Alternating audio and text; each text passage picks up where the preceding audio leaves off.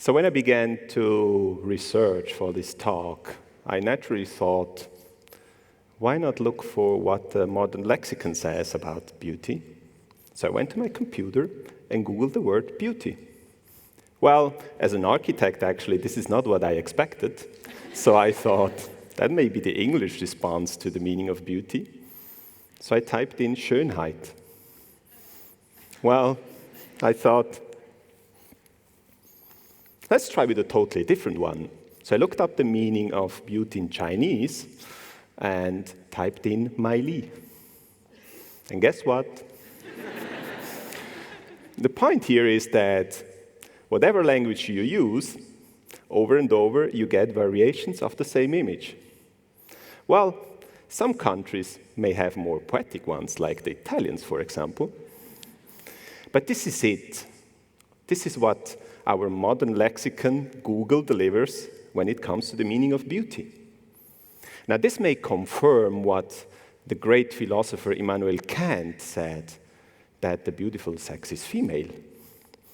And it may also explain for why no men appear on the screen when you look for beauty. But I have two problems. The first one is obviously that we cannot reduce women to a superficial beauty. And the second one is that we cannot reduce beauty to a superficial nice to have. Now, I am an architect, and I want to talk about the value of beauty in architecture. And there, thanks God, beauty has no sex. Now, what I observe is a growing tendency, and I observe that we are losing the real sense for the true value of beauty. I observe it at a universal level. But obviously, in architecture, it finds an immediate expression. I think we are looking at beauty as something nice. Actually, we are looking at it as something nice to have. But I contend that beauty is not at all a nice to have. I contend that beauty is a fundamental cultural value. So something is going wrong here. But what? Now I'd like you to imagine a beautiful tree. Just imagine a beautiful tree. Well, I don't know what you imagined, but when I do this exercise, I tend to imagine an old tree. Like this one, for example. Now, this is a 600-year-old Spanish oak tree, and it's getting more beautiful every day. So what the tree tells me is that beauty has something to do with time. Actually, beauty means or can mean aging beautifully. Now, you may sense the power of a beautiful tree on yourself, but there's broad research which proves that beautiful nature does not only relax you, it also enhances your ability of concentration. So no wonder that under stress, we all tend to run out into the green. Now, I would like you to imagine a second thing. I would like you to imagine a beautiful concrete structure. That may be harder, isn't it? Particularly when it comes to old, beautiful concrete structures. Do you have an idea, do you have a guess on how much concrete we produce worldwide as a society every year? Do you think it is that much? Or is it rather that much? Now, what data indicates today is that on a planet, every singular person adds 2 cubic meters of concrete a year on the planet. This doesn't sound being a lot, does it? It's just 2 cubic meters of concrete. But if you consider that we are something like 7.35 billion humans on a planet, that adds up to quite a number, doesn't it? Now, just to give you a reference, it takes 20 years for our beautiful tree, 20 years for a mature, beautiful tree to absorb the CO2 produced by 2 cubic meters of concrete, which is what we singularly produce or consume in a year. Now, no wonder that one of the most powerful chapters of architecture, so the German chapter of architecture, declared concrete the biggest climatic disaster of the 20th century. In fact, Germany is rehabilitating its concrete buildings, a bigger part of its concrete buildings, with an outrageous financial impact, by the way. Now, what these two examples illustrate, what the tree illustrates, and what the concrete illustrates, is that there is a divergence. And the divergence is between man and nature, between landscape and architecture, or in other words, in simple words, between what we see as beautiful and what we build. Now, my question is, why does that happen? Why do we act like this? So this is a graph showing the lifespan of humans. And actually, this is great news, because what it says is that we are doing better. Because if 150 years ago we used to die relatively young, the United Nations predict today that in a couple of years, in 2040, we will have more than doubled our life expectancy. So that's great news. But now I'm an architect, so I'm also interested in understanding the lifespan of buildings. And guess what that line looks like? That's bad news. At least for architects. Because while 150 years ago,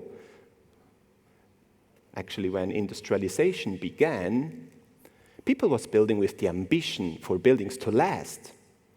While today we are building with the expectation for buildings to last but 40, 30, 20 years. So the line is really dramatic. Now, if you think about it, when we lived brief lives, we were building buildings that last for centuries. Now that we are going to live more or less for a century, we are building buildings that don't last. That's a total paradox. Just think about the past. People was building for eternity, actually. Actually, they were building for their sins to be absolved. We are building with the bank account in mind and with the hope to afford all of our sins. So let me illustrate what this means for architecture. This is Jeju, and Jeju is a Tibetan village in southwest China. It's an old village. And Jeju in Chinese literally means village with 100 households. These houses have been built by relatively poor people, for relatively poor people, and the inhabitants rely on farming for their income. Now, if you look close at these houses, you will see that they are all individual. In fact, every one of these houses looks like a little castle. National Geographic listed it among the most beautiful villages in China, among the 6 most beautiful villages in China. So I'm convinced that if you'd visit this place, you would be delighted by its beauty. Now this is China as well. This is the Doon Village, and the Doon Village is on Hainan Island, and Hainan Island is seen as the Hawaii of China, so surrounded by fantastic sea with incredible palm trees. It's a fisher island. Except that the lifestyle of the fishermen was not conducive to tourism. So the county had a fantastic idea. They organized a deal, and the deal was to build houses for the fishermen to leave their land. Now, within 2 years, more than 1,000 villas, they call it villas, I call them boxes, have been built. 1,029 to be precise. And the absurd thing is that this is declared and communicated as the exemplary village of the future, or in other words, the hope or the solution to poverty.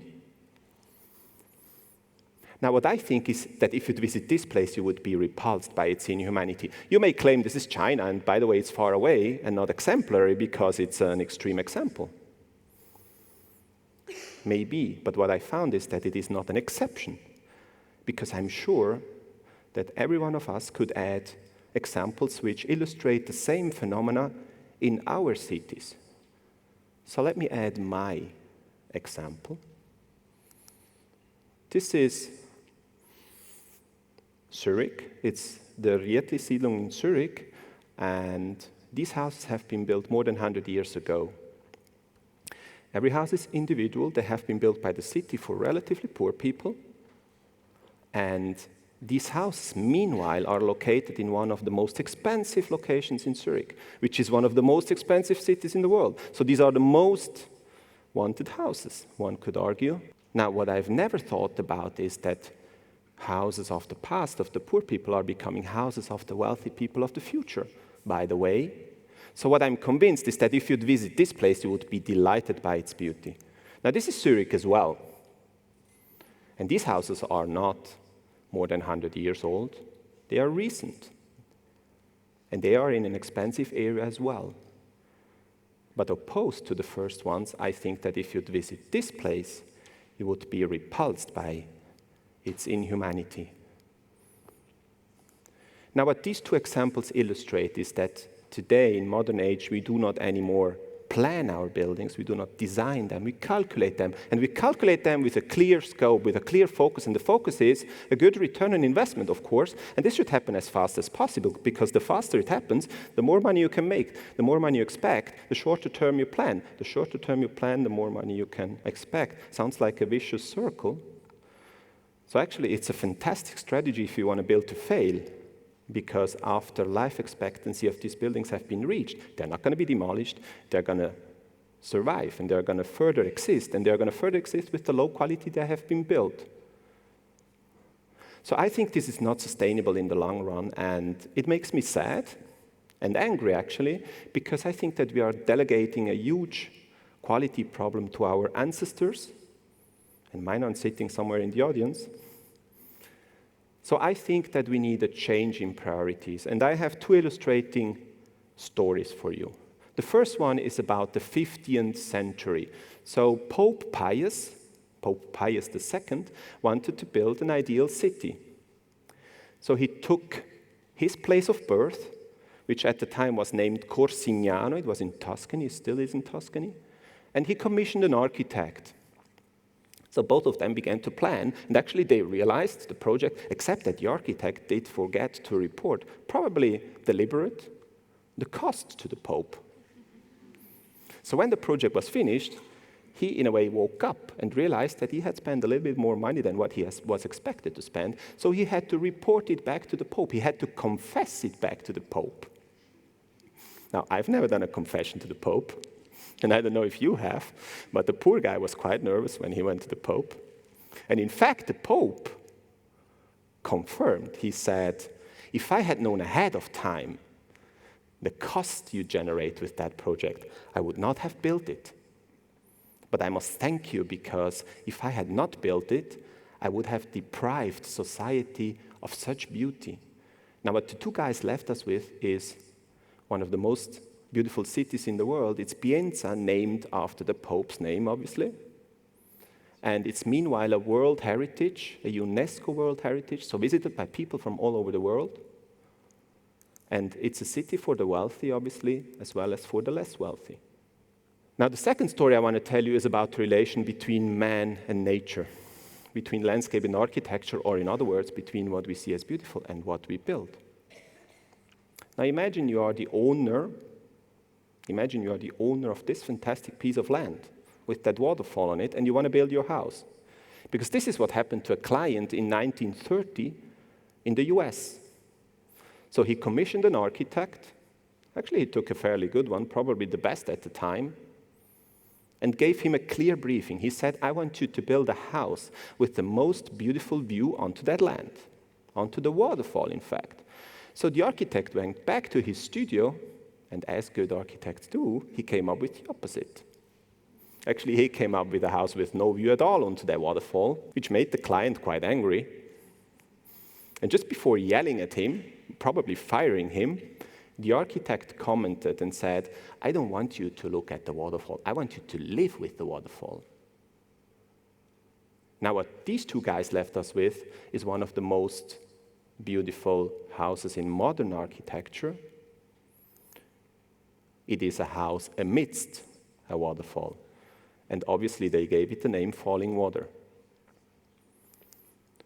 Now, what these two examples have in common is that for different reasons, they both went beyond just calculating a project and building a box for the lowest cost. And unfortunately, we are slaves of a system which is preferring money to beauty, quantity to quality often. Now, attention, what I'm not saying is that budgets are not important. What I am saying is that we have a much greater responsibility towards our built environment than just money. And I see three relevant points here. And the first one is the ability and the will, not just to meet budgets for the budget's sake, but to do the right thing. And doing the right thing often means sustainability and longevity. And obviously, I include financial longevity in here. The second thing I see is that we need to learn to see the beautiful in the old as we do see it in the new. Because a good idea, a great idea, even if it's thousands of years old, is still better than an empty dream sold as a brand new idea. And the third thing I see is that we need to learn to coexist with nature and not just exploit it, because once it's gone, once it's dead, nobody will bring it back. These, for me, are the 3 points that add up to the definition of beauty in architecture. I'm firmly convinced they are true for architects and architecture, and I hope they may be true for you. So there is one thing I want to leave you with today, and it is my plea not to treat beauty as a superficial nice to have, but to recognize it, to absorb it, and to accept it as a fundamental cultural value. Imagine the world we are living in if beauty was treated with the same accuracy, dedication, and priority as fast money. Beauty. Thank you.